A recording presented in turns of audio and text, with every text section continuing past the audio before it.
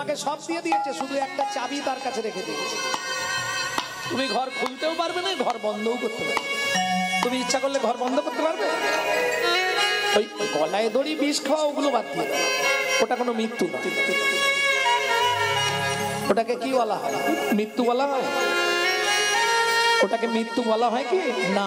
কি বলা হয়? আত্মঘাতী। নালে তুমি যে হঠাৎ করে মরবে পারবে না। কেন? ঘর বন্ধের চাবিও তার কাছে, খোলার চাবিও তার কাছে। বুঝে নেওয়া গেল? তাহলে চলুন প্রথম যে শ্লোকটি বললাম, চিরাদ দত্তাং নিজ গুপ্ত বিদ্বাং। তার আগে বলি, যিনি হরি সংকীর্তনের পিতা, যিনি হিন্দু সনাতন ধর্মের প্রচারক, যিনি বৈষ্ণব ধর্মের প্রবর্তক, যিনি আপামর জনসাধারণের হৃদয়ের মধ্যে মুকুটমণি, কীর্তন প্রারম্ভে সেই সচিনন্দন শ্রীমান মহাপ্রভুর চরণে জানাই অনন্ত কোটি প্রণাম। বাহ! মন্ত্রটা বলবেন? নমো আনন্দ লীলাময় বিগ্রহায়, আনন্দ লীলাময় বিগ্রহায়, হে মা ভূবরণং দিব্যচ্ছবি সুন্দরায়, হে মা ভূবরণং দিব্যচ্ছবি সুন্দরায়, মহাপ্রেম রস প্রদায়, মহাপ্রেম রস প্রদায়, চৈতন্য চন্দ্রায় নমো নমস্তে, চৈতন্য চন্দ্রায় নমো নমস্তে। ও মায়েরা, এই মন্ত্রটার পিছনে একটা ইতিহাস আছে। যখন মহাপ্রভু প্রথম গেলেন নীলাচলে, কেন নীলাচলে গেলেন কেন বলি। মহাপ্রভু দুটি জায়গায় দুটি ভাব প্রকাশ। যখন নবদ্বীপে ছিলেন 24 বছর, তিনি আন্দোলন করেছেন, শিখে গেছে, শিখিয়ে দিয়েছেন আমাদেরকে বাঙালি হিন্দু জাতিকে কিভাবে মাথা উঁচু করে বাঁচতে হবে, অন্যায়ের বিরুদ্ধে প্রতিবাদ করতে হবে। এটা একমাত্র চৈতন্য মহাপ্রভুর অবদান। কে যদি বলেন কি করে, দেখুন নবদ্বীপে মহাপ্রভু কি করত? দিকে দিকে হরিনাম প্রচার করত। চাঁদ কাজী হরিনাম বন্ধ করে দিল, থামাতে পেরেছিল? রাত্রিবেলা গিয়ে ভক্তদের নিয়ে চাঁদ কাজীর বাড়ি ঘেরোয়া করে ফেললেন। শোনো, তুমি আমাদের জমিদার হতে পারো, তা বলে তুমি যেটাই বলবে আমাকে সেটাই করতে হবে, এটা নয়। এমন ওষুধ দিল, চাঁদ কাজী বলে উঠল, আমার বংশে, আমার এই রাজত্বে হরিনাম বন্ধ যে করিবে, তেজ্যপুত্র বলে সেই ঘোষিত হইবে। কেমন ওষুধ দিল! তাহলে মহাপ্রভু আমাদের মাথা তুলে বাঁচার মন্ত্র শিখিয়ে গেছে। কারো কাছে আমরা দম্ব না। কিন্তু বর্তমান হিন্দুদের পরম শত্রু হিন্দুরা নিজেরাই, যার জন্য হিন্দু ধর্মের এই হাল। যাই হোক, তা সেই মহাপ্রভু যেমন এখানে এসে আন্দোলন করে হরিনামকে জাগ্রত করলেন নবদ্বীপে, ঠিক তেমনি নীলাচলে গিয়ে কি করলেন? 12 বছর গম্ভীরায় শুধু রাধা প্রেমে ডুবে থাকতেন। রাধারানী গোবিন্দকে ভালোবাসতেন কেমন ভাবে, কেমন ভালোবাসায় গোবিন্দ খুশি হতেন, কেমন ভালোবাসা রাধারানী অনুভব করতেন। এই প্রেম আস্বাদনের জন্য নিত্য নিত্য কি করতেন? চণ্ডীদাস বিদ্যাপতি রায়ের নাটক গীতি, কর্ণামৃত শ্রীগীত গোবিন্দ স্বরূপ রামানন্দ শনে, মহাপ্রভু রাত্রি দিনে গায় শোনে পরম আনন্দ। এই নীলাচলে প্রথম যখন গেলেন, একটাই জীবনের ইচ্ছা, জগন্নাথকে একবার জড়িয়ে ধরবো। জয় জগন্নাথ, জয় জগন্নাথ বলতে বলতে জগন্নাথকে জড়িয়ে ধরতে গেলেন। এখন উড়িষ্যা উৎকলবাসী তো পান্ডা, উড়িয়া পান্ডা, ওরা তো বাংলার ভগবানকে চেনে না। এক ধাক্কা মেরে একবারে দরজার বাইরে ফেলে দিলেন। কি মজা দেখুন! মহাপ্রভুর দেহটা মাটিতে পড়ার আগে তৎকালীন যিনি মহাপ্রভুর সেবক, তিনি সেই সময় আসছিলেন, তিনি কোল পেতে দিলেন। কার ভাগ্যে কে খায়? মহাপ্রভু গিয়ে তার কোলের ওপর পড়লেন। তিনি মহাপ্রভুর ওই রূপমাধুর্য দর্শন করে তৎক্ষণাৎ এই শ্লোকটি রচনা করলেন। শ্লোকটির মানে আপনারা জানেন তো না? বলতে হবে। আনন্দ লীলাময় বিগ্রহ, দুঃখ তাপ জ্বালা যন্ত্রণা হতাশা বেদনা কষ্ট সবার মনে কিছু না কিছু আছে, কিন্তু আপনি যদি মন প্রাণ ভরে চৈতন্য মহাপ্রভুর ওই চিত্তপট দর্শন করেন প্রাণ দিয়ে, অনেকের মধ্যে আপনার মনের মলিনতা চলে গিয়ে আপনি কুশলে কৃষ্ণ প্রেম সরোবরে অবগাহন করত মহানন্দে জীবন যাপন করতে পারবে। তাই গৌর হরি বল। হিমাভ ওমাইরা, তোমাদের সব থেকে প্রিয় জিনিস কি? সোনা। কিন্তু তোমরা যে সোনাটা পরে আছো না, ওটা পোড়া সোনা। 2 থেকে 3 বার 4 বার 5 বার পোড়ানো হয়ে গেছে। কেন বললাম? সোনার অরিজিনাল কালার হচ্ছে কয়লার মতো কুচকুচে কালো, পোড়ালে ওই রকম হয়। বলছে নাগরী 4 বার 5 বার নয়, লাখবান কাঞ্চন যিনি গোরার উপলাবনী। সোনাকে 1 লক্ষ বার পুড়ালে তার যে রং হয়, তার রংকেও পরাজিত করেছে আমার চৈতন্য মহাপ্রভুর গায়ের রং। তাই গৌর হরি বল। ভো ভো মানে লক্ষবার। দিব্য ছবি। ওমাইরা, আমরা চিত্রপট চিনি, ফটো চিনি, পিকচার চিনি, ছবি চিনি, কিন্তু দিব্য ছবি কেউ চিনি কি? চিনি না। এবার বলি, ফটো পিকচার চিত্রপট ছবি কতদিন মনে রাখবেন? 5 বছর 10 বছর, তারপর তো ভুলে যাবে। আর মনে থাকবে? কিন্তু কেউ যদি গুরু তত্ত্ব জ্ঞান নয়ন দিয়ে চৈতন্য মহাপ্রভুর ওই দিব্য রূপ একবার দর্শন করে, 1 জন্ম নয় 7 জন্ম তার হৃদয়ে দিব্য ছবি হয়ে আঁকা থাকবে। 7 জন্ম, বুঝতে পারছো? তাহলে দিব্য ছবি মানে কি? যে ছবিটা তুমি চোখ বন্ধ করলেই দর্শন করতে পারবে, সেটাকে বলা হয় দিব্য ছবি। সেই চৈতন্য মহাপ্রভুকে আমরা প্রণাম জানাই। এইবার চলুন গর্গ সংগীতার যে শ্লোকটি বললাম প্রথম, সেটার ব্যাখ্যা করব। চিরাদ দত্তাং নিজ গুপ্ত বিত্তং। যারা শিক্ষিত সমাজ আছেন তারা একটু ধ্যান দিন। আমি বিত্তংটা 3টে সমাস করে নিচ্ছি বোঝানোর সুবিধার্থে। বিত্তং, উদ্বৃত্তং, নৈবৃত্তং। বিত্তং মানে কর্ম বা কর্তব্য, নৈবৃত্তং আমাদের নিত্য প্রয়োজন কি, আর উদ্বৃত্তং মানে বাঁচিয়ে রাখা। ও মায়েরা, চাল মেপে নিলে 3 মুঠো করে তুলে রাখেন তো? না রাখেন না? রাখেন কি? যে রাখে তার ঘরে লক্ষ্মী থাকে, যে রাখে না লক্ষ্মীও থাকে না। বুঝে নেওয়া গেল? তাকাচ্ছ কি? রাখো। চাল মেপে নিলে 3 মুঠো রাখতে হয়, ওটাকে কি বলে? উদ্বৃত্তং। আরো সহজ করে দিই, আপনারা বিয়ে বাড়িতে খেতে যান তো? প্রথম ব্যাচে কোনোদিনও খেতে বসতে না। কেন? খাবার দেয় কিন্তু একটু টান টান করে দেয়, হ্যাঁ, যাতে শেষে গিয়ে না কম পড়ে যায়। এটাকে বলে উদ্বৃত্তং। আরো সহজ করে দিই, বাবা মার যদি 4টে 5টা ছেলে মেয়ে হয়, বাবা যদি 4 ছেলে মেয়ের জন্য 4টে রাজভোগ আনে, মা কি করে জানে? আধখানা করে 3 জনকে দিয়ে ছোটটার জন্য 2.5টা লুকিয়ে রাখে। কেন? ছোট ছেলে কিংবা মেয়ে এরা বাবা মার কাছে একটু ভালোবাসা বেশি পায়, একটু আদরে থাকে, তাই না? যে ছোট সে বলতে পারে। আর কিছু মনে করবেন না, যে ছেলে মেয়েটা খুব আদরে মানুষ হয়, আদরে আদরে ওইটাই শেষে গিয়ে ড্যাশ তৈরি হয়। তাই গৌর হরি বল। বুঝলেন না? বিশ্বপিতার 4 ছেলে, এবার হিসাবটা করুন। সত্য, তেতা, দাপর, কলি। কলি কোন ছেলে? ছোট। অত্যাচারী, অনাচারী, ব্যভিচারী, ভ্রষ্টাচারী, কুলাচারী, চরিত্রহীন, লম্পট হয়ে জন্মালো কলি। বিশ্বপিতা জেনে গিয়েছিলেন আমার ছোট ছেলেটা ডেঞ্জার হবে, এই জন্য সত্য, তেতা, দাপরের নাম দিলেন, কিন্তু আধখানা প্রেম দিলেন না। 3 যুগের প্রেমটাকে উদ্বৃত্তং বাঁচিয়ে রাখলেন। কোথায়? আস্তে। কাজ বাড়িতে মাল যদি বেশি হয়ে যায় কোথায় রাখে? ইংলিশে বলা হয় স্টোর রুম, গ্রাম্য ভাষায় বাংলায় বলা হয় ভাড়ার ঘর। নাকি আপনারা কি বলেন? তাহলে চলুন, চৈতন্য মহাপ্রভুর ভাড়ার ঘরটা কোথায় ছিল?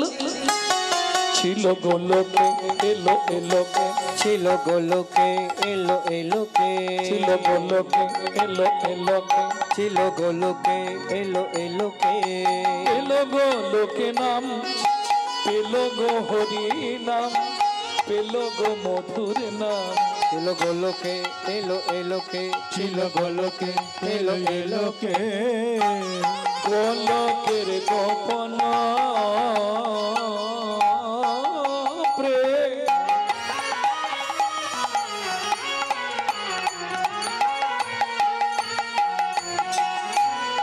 করিবারে দান, ব্রজ ছেড়ে নদিয়ায় এলো গৌর ভগবান। ব্রজ ছেড়ে নদিয়া এলো আমার গৌর ভগবান। আস্তে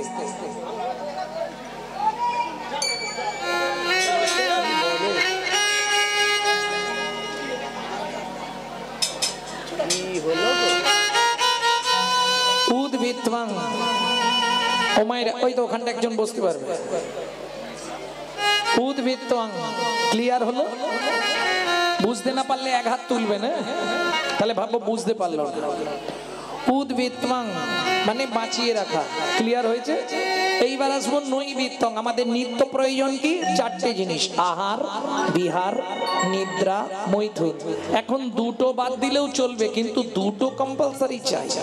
আহার, নিদ্রা গুছিয়ে খেতে হবে আর মন ভরে ঘুমাতে হবে, তাই না?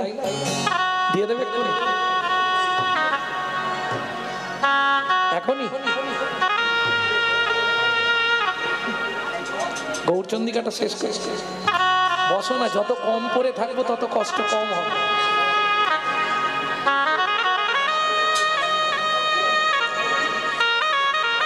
জয় রাধে। তাহলে নৈবিত্তং, আহার, নিদ্রা, দুটো জিনিস প্রয়োজন। ওমা আমরা যে খাদ্য খাবারগুলো খাই, যে যা খাই, কারো খাওয়া নিয়ে আমি বলছি না, তবে মানুষ তুমি তোমার দাঁত দেখে খাবার নির্বাচন করো, এইটুকু বলবো, তাই না? সিংহর দাঁত যেমন সিংহ তেমন খায়, হনুমানের দাঁত যেমন হনুমান তেমন খায়। মানুষ তুমি তোমার দাঁতের ছবিটা দেখে খাবার নির্বাচন করো, এর থেকে বেশি কিছু বলবো না।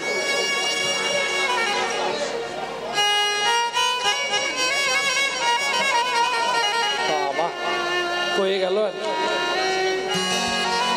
আজকে তো শুক্রবার নয়, আজকে কি শুক্রবার? তাহলে হাট তো বসে শুক্রবার। প্রেম সে বলো চৈতন্য মহাপ্রভু কি। তাহলে বুঝে নেওয়া গেল নিত্য প্রয়োজন আমাদের কি? আসতে আহার, নিদ্রা, তাই তো? কিন্তু আমরা যে খাদ্য খাবারগুলো খাই কার জন্য খাই? দেহের জন্য, দেহটাকে হিষ্টপিষ্ট রাখার জন্য। কিন্তু এই দেহটা যিনি অর্গানাইজ করছেন, সুইচ মারলে কথা বেরোচ্ছে, সুইচ না মারলে বেরোবে না, সুইচ মারলে হাত পা নড়বে না হলে নড়বে না। তিনি কে?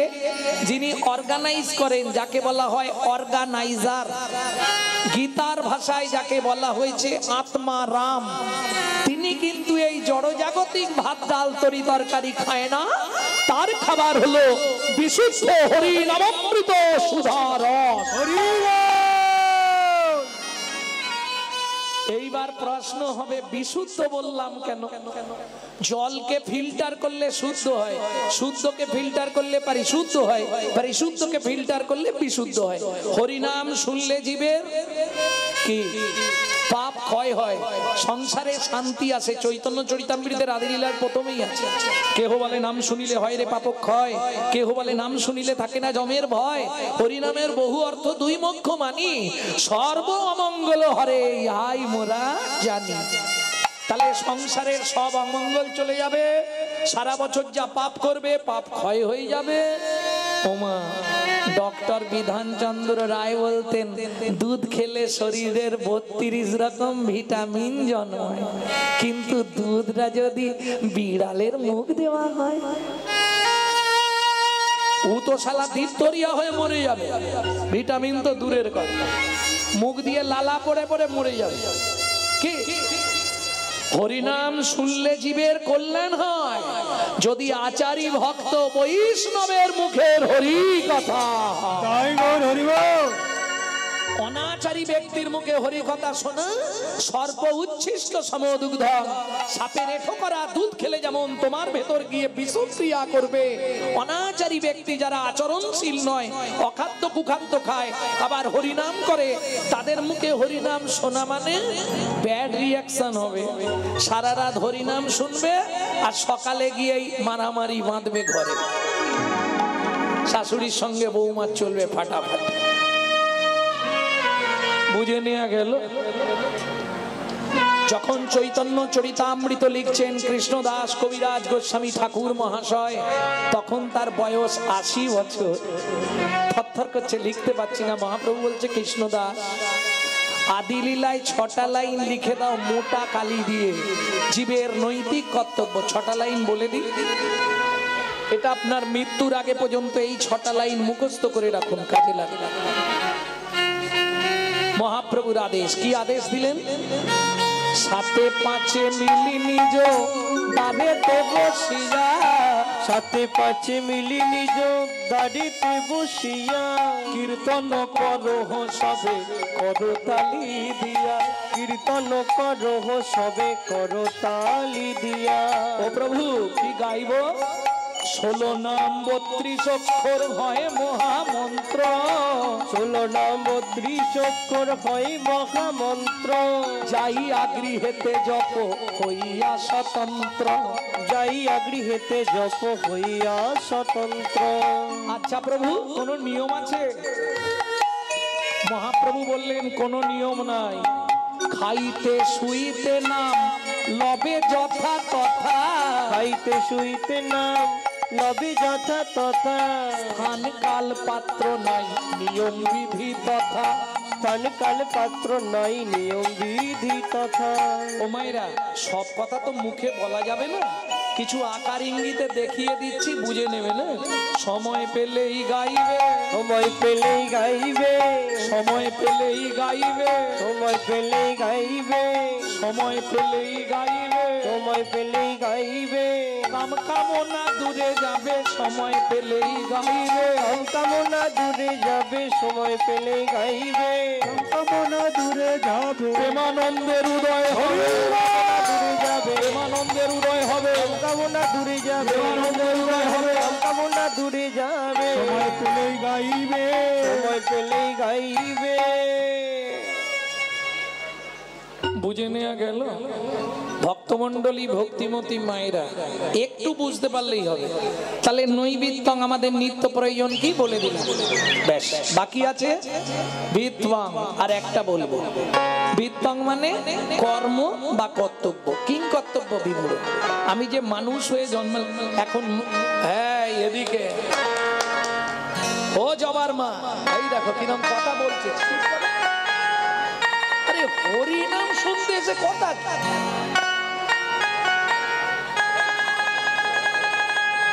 ক্যামেরা চলছে।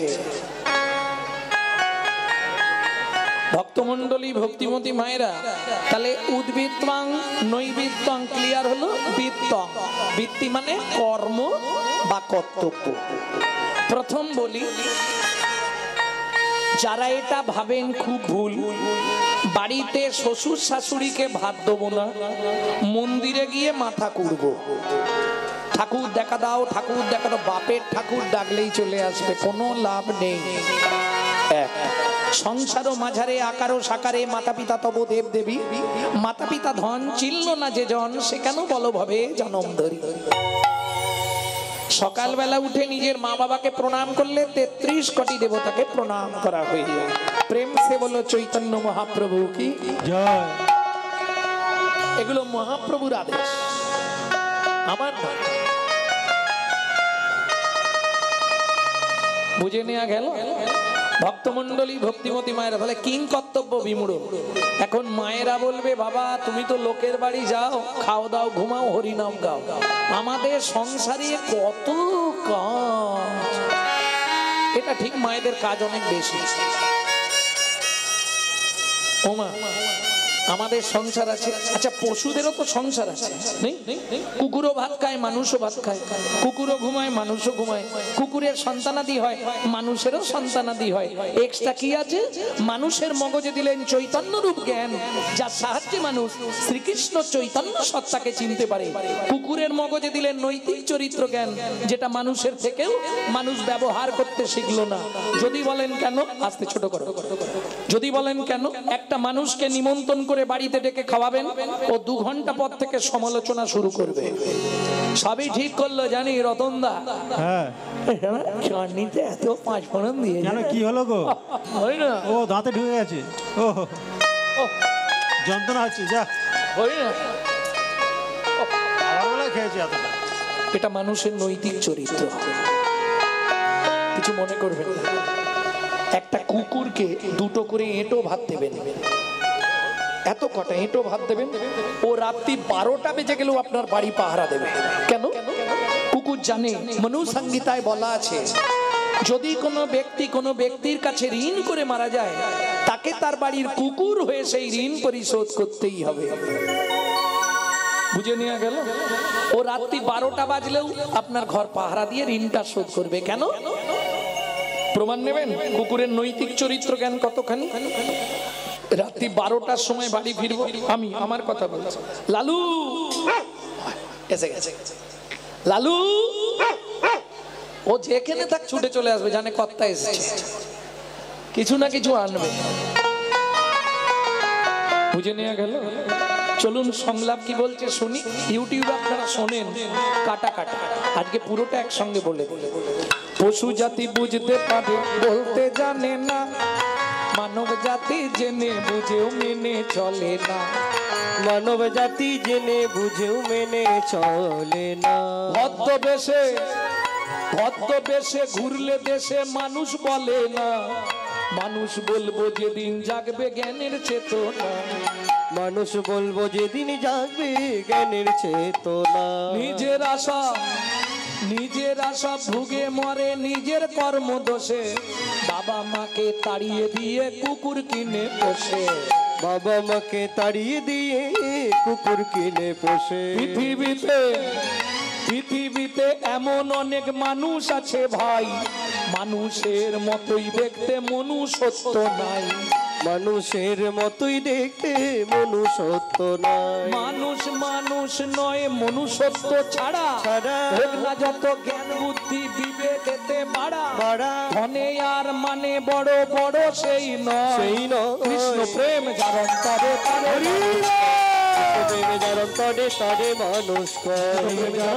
তারে মানুষ কৃষ্ণ প্রেমে যার অন্তরে তারে মানুষ। বুঝে নেওয়া গেল? তাহলে নৈবিত্তং ক্লিয়ার, বিত্তং কর্ম বা কর্তব্য। আস্তে আস্তে কি কর্তব্য করব? ভগবানের কাছে কি বলবো? ভগবান, এ জন্মে যা হয়েছে হয়েছে, পরে জন্মে আমাকে বড়লোক বাড়ির বউ করে দিয়ে। হরি বল। কি হল? বলবো এটা? এটা চাইবো কি? কি চাইবো?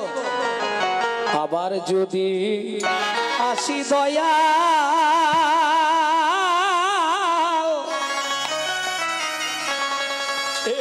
ভব সারে,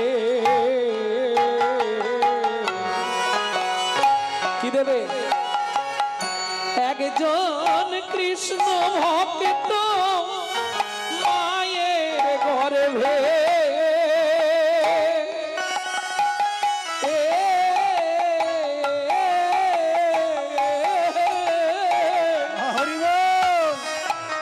জন্ম দিও মোরে। আবার যদি আসি দয়া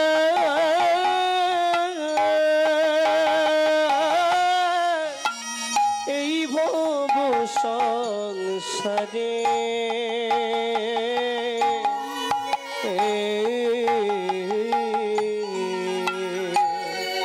একজন কৃষ্ণ ভক্ত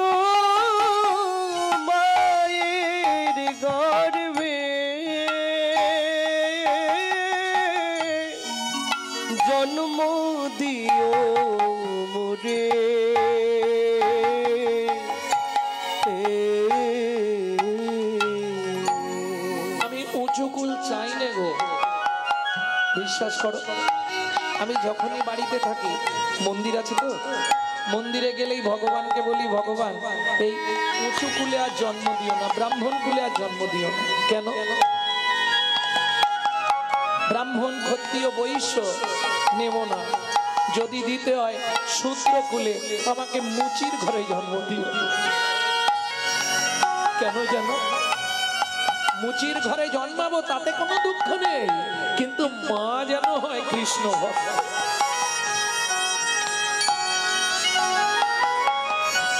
আমি মুচি হইয়া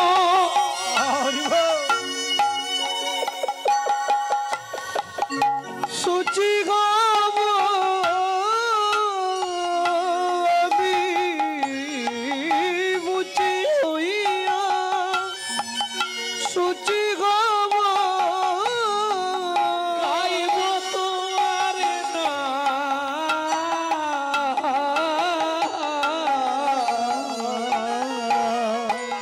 তোমার মতো নেই তো আপন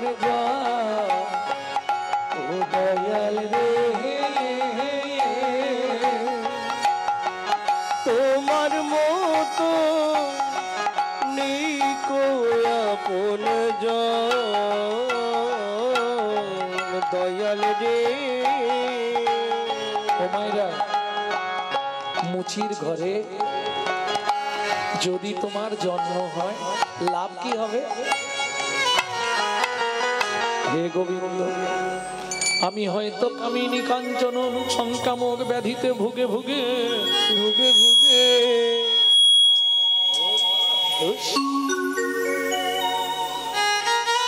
আমি যদি সংসারের চাপে তোমায় ডাকতেও ভুলে যাই, তোমায় ডাকতেও ভুলে যাই, কৃষ্ণ ভক্ত মায়ের গর্ভে জন্ম নিলে কি লাভ হবে জানো? আমি নিত্য নিত্য প্রসাদ পাবো, নিত্য নিত্য প্রসাদ পাবো, প্রসাদ পেয়ে উদ্ধার, নিত্য নিত্য প্রসাদ পাবো, প্রসাদ পেয়ে উদ্ধার হব, নিত্য নিত্য প্রসাদ পাবো, প্রসাদ পেলে উদ্ধার হব, নিত্য নিত্য প্রসাদ পাবো, প্রসাদ পেয়ে উদ্ধার হব, নিত্য নিত্য প্রসাদ পাবো, প্রসাদ পেয়ে উদ্ধার হব, নিত্য নিত্য প্রসাদ পাবো, প্রসাদ পেয়ে উদ্ধার হব, নিত্য নিত্য প্রসাদ পাবো, প্রসাদ পেলে উদ্ধার হব, নিত্য নিত্য প্রসাদ পাবো। আমার এমনি জনম অমনি গেল, এমনি জনম অমনি গেল, জনম অমনি গেল, এমনি জনম অমনি গেল, আমার গতি কি বা হবে? এমনি জনম অমনি গেল, আমার গতি কি বা হবে? তুমি বিনা মোর কেহ নাই গো, বলো আমার গতি কি বা হলো? আর কেহ নাই হে, আমার গতি কি বা হলো? এমনি জনম অমনি গেল। জীবনে সব থেকে চরম চাওয়া, পরজন্মে, এ জন্মে যা হলো হলো, পরজন্মে আমাকে কিছু দাও না দাও, একজন কৃষ্ণ ভক্ত মায়ের গর্ভে আমার জন্ম দিয়ে দিও, তাহলেই আমার এই জন্মটা উদ্ধার হয়ে যাবে। বুঝে নেওয়া গেল? এই হচ্ছে জীবনের চরম চাওয়া। তাহলে বৃত্তং, বৃত্তি মানে কর্ম বা কর্তব্য। কোন কর্তব্য করলে পরজন্মে আমি মানুষ হতে পারবো?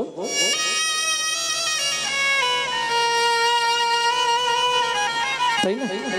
বাবা বলবে ডাক্তার হ, মা বলবে ইঞ্জিনিয়ার হ, দিদি বলবে তুই কলেজের প্রফেসর হ।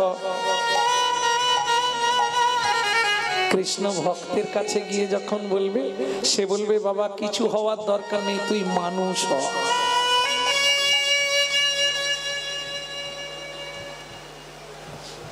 তাই তো জীবনের চরম চাওয়া। তাহলে বৃত্তি মানে কর্ম বা কর্তব্য, কিং কর্তব্য বিমূঢ়। আমি বলছি নি মা যে তোমরা মালা তিলক করে রাস্তায় রাস্তায় ঘোরো, পারবে না, কারণ কলিযুগ। হঠাৎ করে যদি তুমি মালা তিলক করো, গোটা পাড়ায় সমালোচনা ঝড় বয়ে যাবে, দেখেছিস?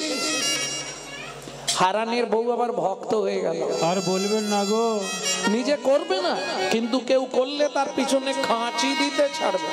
তাই গৌর হরি। এই যে এটা তো বারোয়ারি অনুষ্ঠান, আমি যদিও এখানে প্রথম এলাম, এই দিকটাতেই আমি আসি, তা যাই হোক, কিন্তু দেখবেন অনুষ্ঠান মিটে গেলে 1 সপ্তাহ থেকে 15 দিনের মধ্যেই সমালোচনার আসর বসবে। ওরা কি এমনি কমিটিতে আছে? কত ইনকাম জানিস? হ্যাঁ, নিজে তা তুই শালা এসে কর না, করবো না, কিন্তু খাঁচি দিতে ছাড়ব। আর আজকে এই জন্যই হিন্দু ধর্মের এই হাল। আজকে দেখুন, যত দিন যাচ্ছে হিন্দু ধর্ম নিম্নগতি হচ্ছে, ঊর্ধ্বগতি হচ্ছে কি? ইসলাম ধর্ম বরঞ্চ অনেক ঊর্ধ্বগতিতে চলে যাচ্ছে। কেন?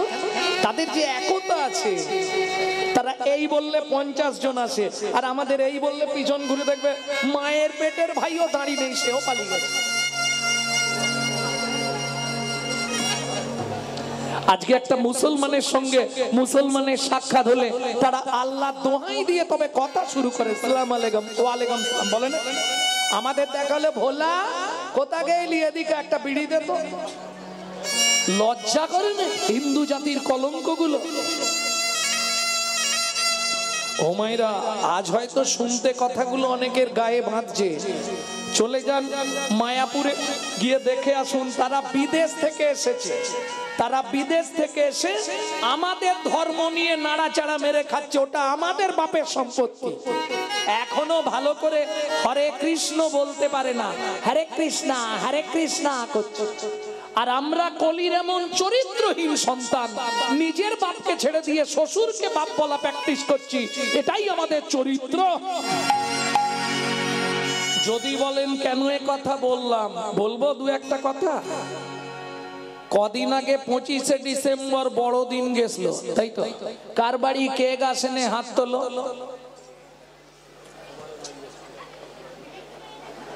এত লোকের মধ্যে 2 জনের বাড়ি কেক আসে। আমাকে ফোন করতে পারতে, কেক পাঠাতাম।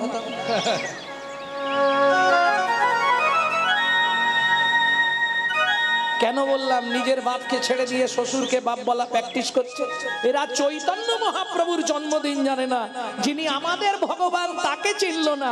ওই খ্রিস্টান ধর্মের যিনি ভগবান যিশু খ্রিস্ট, তার জন্মদিন পালন। এর থেকে লজ্জা পৃথিবীতে কি আছে? বাবু না, তারপর কথা বলবো। শোনো মা, এই যদি চলতে থাকে, আগত কয়েক বছর পরে বাড়িতে থাকতে পারবেন তো? কারণ আমাদের তো জন্ম নিয়ন্ত্রণ আছে, 1 পিস কি 2 পিস, এর উপরে কেউ উঠবো না। ওদের তো নিয়ন্ত্রণ নেই, 12, 14, 16, 18 ওরাই সব কেড়ে নিবে আমার। কি এখনো সময় আছে, জাগো হিন্দু জাগো, দেশের কাজে লাগো। জাগো হিন্দু জাগো, দেশের কাজে লাগো। জাগো হিন্দু জাগো, দেশের কাজে লাগো। জাগো হিন্দু জাগো, দেশের কাজে লাগো। জাগো লক্ষ্মী মায়ের দান,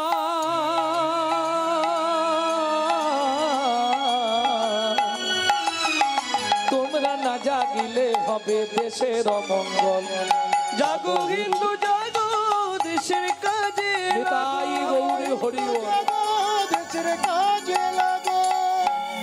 তাহলে বিদ্যং যখনই সময় পাবেন, কিচ্ছু করার দরকার নেই। 20,000 30,000 টাকা দিয়ে মোবাইল গুলো কিনেছেন, ভালো কাজে লাগান। ওই পরের বইয়ের নাম করে নিজের এটা নষ্ট করবেন না। ফোন এলেই হ্যালো হ্যালো হ্যালো, কার নাম? যে মোবাইল সৃষ্টি করেছিল তার প্রেমিকার নাম ছিল হ্যালো। হ্যাঁ, আসছে দেখো, জবান মা হেসে উল্টে যাচ্ছে। কেন ফোনটা ধরে বলা যায় না হরে কৃষ্ণ? 2-5 দিন খেসা করবে। সে তোমার যদি দিদি হয়, বোন হয়, মাসি হয়, সেও বলবে কি রে তুই কি আবার হরি ভক্ত বলি নাকি রে। বলছে বলছে হস্তি চলতি বাজার মে তো কুত্তা ভক্তি হাজার মে।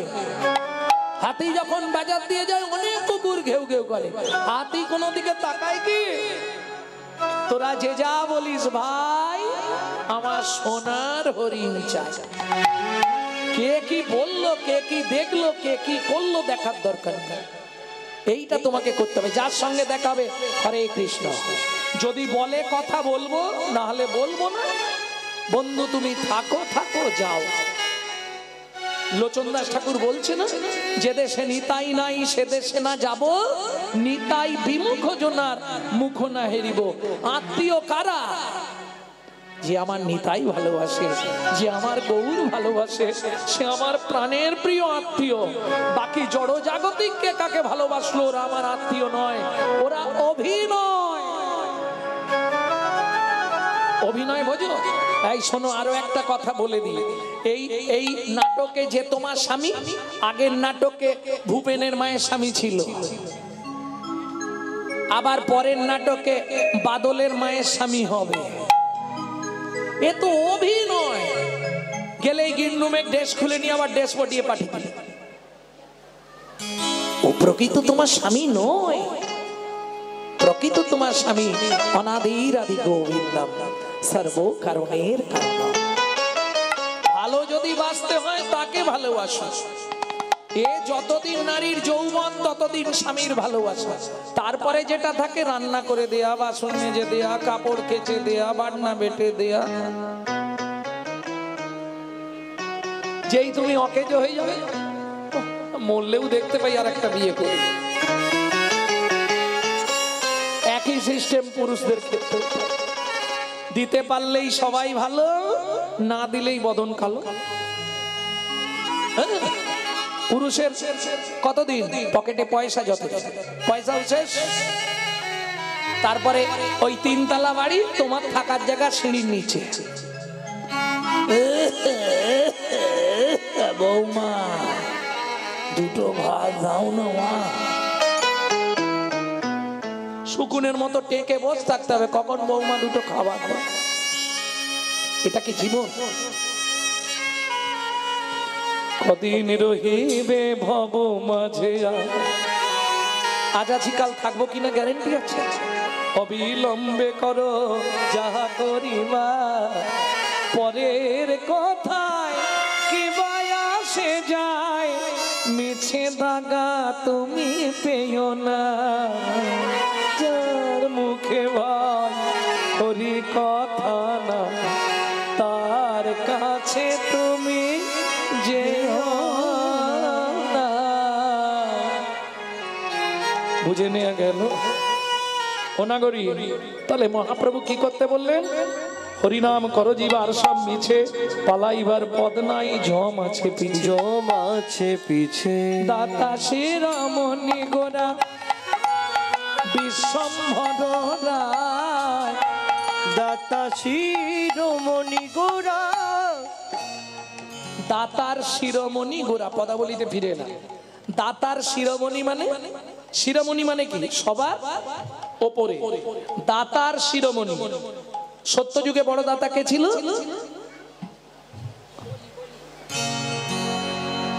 সত্যযুগে বড় দাতা, ত্রেতা যুগের বড় দাতা, ত্রেতা যুগে ও বলি কর্ণ। বাহ, মুখস্থ করেছো ভালো, কিন্তু ফার্স্ট ক্লাস ভুল ভাল বলছো। ধরিয়া বামন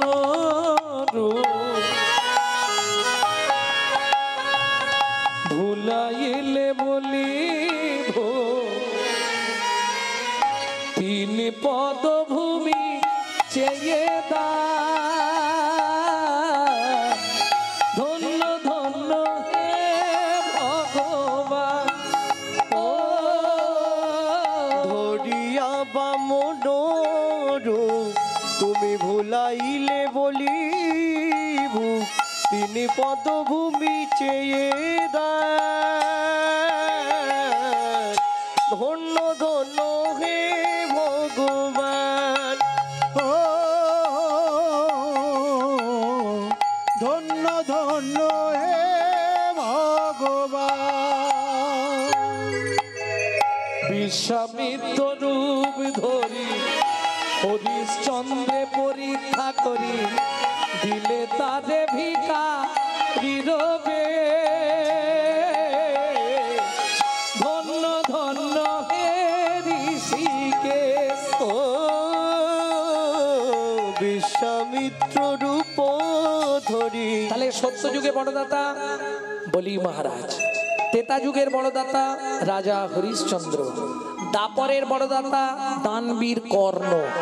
কিন্তু এদের কাছে ভগবানকে ছদ্মবেশে যেতে হয়েছে, তো হাত পাততে হয়েছে, তবে দিয়েছে। না চাইলে পৃথিবীতে কেউ দেয়নি। ও মায়েরা, তোমাদের আপনজন সব থেকে প্রিয়জন এখন স্বামী, সকালে উঠেই মান্ডিল দিয়ে দেয় তো, এই না জবার মা ইচ্ছা মতো খরচা করো বলে।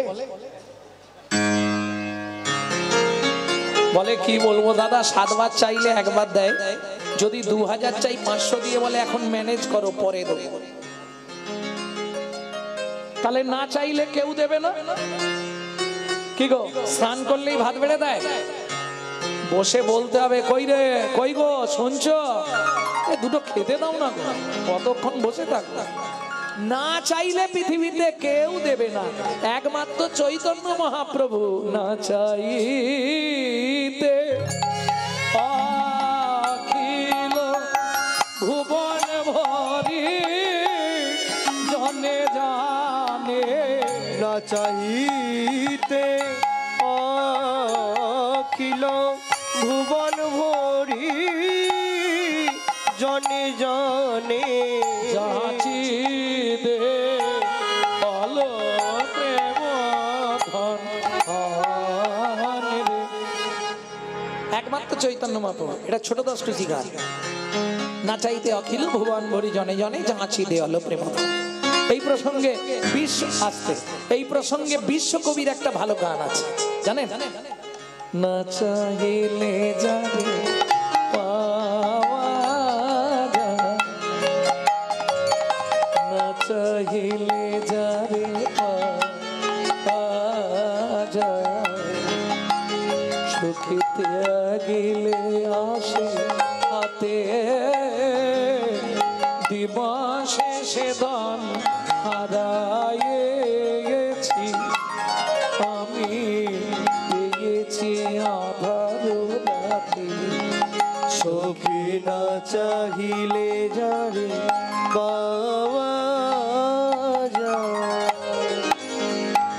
কত হলো এখন? কত? 70 না বেশি? 75, 80, 77,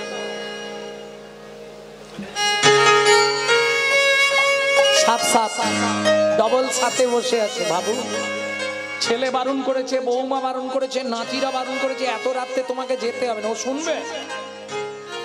কানে খালি খোলের আওয়াজটা গেলে হয়, দেখতে না পেলে হার কিন গেলে হলেও চলে আসে। কেন? হাম কমলি কো ছোড়েগা তো কমলি हमको छोड़ेगा नहीं। এই হরি নামের নেশা এমন এক নেশা, আপনার ভেতর যদি একবার ঢুকে যায় আস্তে আস্তে আপনার গোষ্ঠীটাকে টানতে শুরু করবে, হ্যাঁ? জীবনে ছাড়তে পারবেন না। বুঝলেন না কথাটা? মানে এক ভদ্রলোক হরি নাম করে, বুঝলেন? পাড়ার ছেলেরা বলছে, দাদু এই পৌষ মাসের কনকনে ঠান্ডা এত কষ্ট ভোগ করছো, যার নাম করছো তাকে একটা কম্বল দিতে বলতে পারো না? তা ভদ্রলোক কাকে বলবে? এখন ভগবানের কাছে প্রত্যেক দিন কে যায়? একজন যায় আসে, সে হচ্ছে পতিত পাবনী মা গঙ্গা। ভাটায় চলে যায়, জোয়ারে চলে আসে। ভগবানের চরণ ঘেমে তো গঙ্গার উৎপত্তি। গঙ্গোত্রী নাম হিমাবাহের গোমুখ থেকে গঙ্গা, আর সেখানেই তো ভগবানের চরণ। ওকেই বলি, মা গঙ্গা গিয়ে ভগবানকে বলিস না একটা কম্বল দিতে। এবার পরের দিন যে সময় জোয়ার আসবে, ও গিয়ে পাটি ওই হরিনাম করছে আর দাঁড়িয়ে দাঁড়িয়ে দেখছে কম্বল পাঠিয়েছে কিনা। কিরম পোকা লোক দেখো, গঙ্গার জলে কম্বল ভেসে আসবে। ও মা, ভগবানের যা ইচ্ছা তাই, একদম বান্ডিল করা কালো একটা বান্ডিল ভেসে আসছে। ও পাটি কত্তালটা রেখে আর ঝোলাটা রেখে ঝাঁপ দিয়ে পড়ে একদম সাঁতুরে গিয়ে কম্বলকে পাঁজা করে ধরেছে, আর কম্বলও অনেকক্ষণ পরে মানুষ পেয়েছে, সেও পাঁজা করে ধরেছে। যেই পিঠে নখ ঢুকে গেছে লাগছে, তখন চোখ খুলে দেখে কম্বল নয়, কালো রঙের ভল্লুক। এবার কি করবে? ছাড় ছাড়, এ তো ছেড়ে দিয়েছে, সে ছাড়বে? হাম কমলি কো ছোড়েগা তো কমলি হামকো ছোড়েগা নেই। আমি হরি নাম ছাড়তে চাইলে কি হবে? হরি নাম যদি একবার তোমায় ধরে ফেলে, জন্ম জন্মান্তরেও ছাড়বে না। তাই গৌর হরি বল। বিশ্বকবিকে প্রণাম করি, তার গানের মধ্যে যে কি মাধুর্য, এইগুলো নিয়ে আমি খুব ভাবি রাত্রি 2টো, 2:30, 3টে পর্যন্ত, যে বিশ্বকবি তুমি চৈতন্য মহাপ্রভুকে নিয়েও ভেবেছো। রবীন্দ্রনাথ কিন্তু অনেক পদাবলী লিখেছে ছদ্ম নাম নিয়ে, ভানু সিংহের পদাবলী। তাহলে দিবসে সে ধন হারালাম, যৌবন থাকতে ভগবানের কাছে কেউ যায় না। যখন ছেলের গালাগালি, বৌমা এক থালা ভাত দেয়, এক ঝোড়া কথা শোনায়, তখন মন্দির দেখলেই চোখের জল ফেলি, তখন তো সামনের পার্টি আউট। ভগবান আমাকে তোলে নাও ঠাকুর, আমাকে তোলে নাও, আর বাচ্চেনি আমাকে তোলে নাও ঠাকুর। বিশ্বকবি দ্বিতীয় লাইনে পরিষ্কার করে দিলেন, বুড়ো বয়সে ভগবানের কাছে গিয়ে কি করবি? মোবাইলটা রাখো না, সবসময় মোবাইল ঘাঁটতে হবে। এই 2-3টে জিনিসে শুধু ও বলেও নয়, আমি ওদিকেও লক্ষ্য করছি, অনেকগুলো বসেছে অভ্যাস, হাত চলে যাবে ওখানে টিপতে।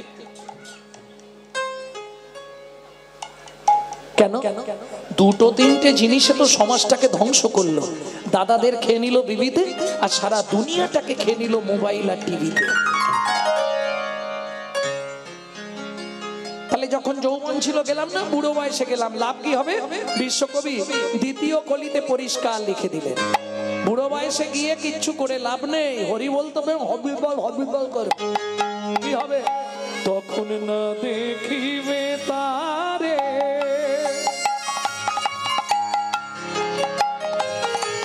পরশিবে না গো, তারি প্রাণে প্রাণ দিয়ে জাগো জাগো জাগো। ও মাইরা, সংসারটাকে ভাববে কারাগার, কারায় কারায় লবে তারি বানিয়ে, কুসুম ফুটিবে প্রাতে। আস্তে, কুসুম মানে ফুল, ফুল। তোমার হৃদয়ে যখন ভক্তির খুব ফুল ফুটবে, কুসুম মানে ফুল। বলি বাগানে ভালো ফুল ফুটলে ভ্রমরকে নিমন্ত্রণ করতে হয়। তোমার বাগানে যেদিন ভক্তির কুসুম ফুটবে, ফুল ফুটবে, তোমাকে গোবিন্দর জন্য কাঁদতে হবে না, গোবিন্দ নিজে থেকেই তোমার বাগানে এসে পূজা গ্রহণ করবে। তাই গৌর হরি বল। কুসুম ফুটিবে সখী না চাহিলে যারে পাওয়া যায়। তাহলে নাগরী বুঝে নিলি, দাতা শিরোমণি গোরা বিশ্বম্ভরা, হরি দাতা শিরোমণি গোরা বিশ্বম্ভরা। এবার জড়ই অন্ধ অতুরবধি সবার বিলায়, ওগো জড়ই অন্ধ অতুরবধি সবার বিলায়। প্রভু সুধাময় ভনে সবার ব্যাধি মুক্ত হইল, প্রভু সুধাময় ভনে সবার ব্যাধি মুক্ত হইল। করম দোষেতে মোর ভোগ না ছুটিল, হরি করম দোষেতে মোর ভোগ না ছুটিল। আমার হলোই বাকি রে, আমার হলোই বাকি রে, হলোই বাকি রে, হলোই বাকি রে, আমার হলোই বাকি রে। বলিয়ে জীবনে মানুষ হয়ে হলোই বাকি রে, জীবনে মানুষ হয়ে হলোই বাকি রে, হলোই বাকি রে, হলোই বাকি রে। এই পদের যিনি পদকর্তা সুধাময় দাস ঠাকুর, তিনি লিখছে, মানুষ হয়ে যদি গৌর ভজন না করলাম, তাহলে জীবন আমার কি হলো? হলোই বাকি রে, হলোই বাকি রে, ভোগ না ছুটিল রে। সুধাময় না ছুটিল রে ধরে ধরে দাগি